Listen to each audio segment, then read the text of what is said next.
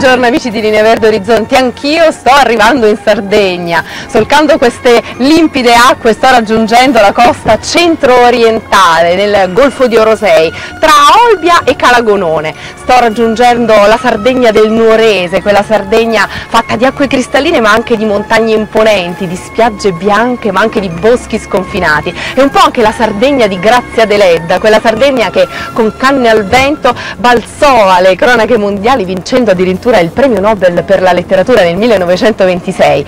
Raggiungo questo splendido golfo a bordo dell'imbarcazione di Giacomo. Raggiungimi Giacomo, pescatore e anche presidente della cooperativa dei pescatori di Orosei. Senti, ma in una Sardegna così rustica, così rurale, che di solito siamo abituati a conoscere per i pastori, per gli allevatori, c'è anche una bella tradizione di pesca. Certo, conosciuta in antichità dai nostri nonni, bisnonni, e anche noi continuiamo la tradizione andando avanti.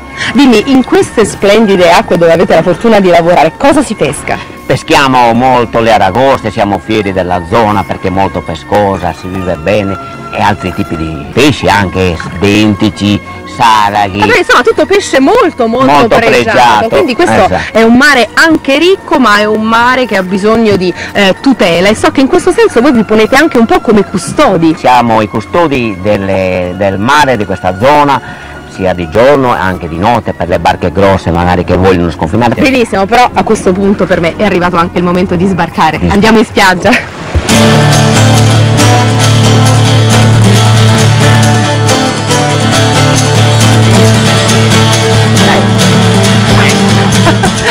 Grazie Giacomo, sono finalmente sbarcata su questa splendida spiaggia, pochi passi e saremo arrivati a Orosei, vi aspetto lì.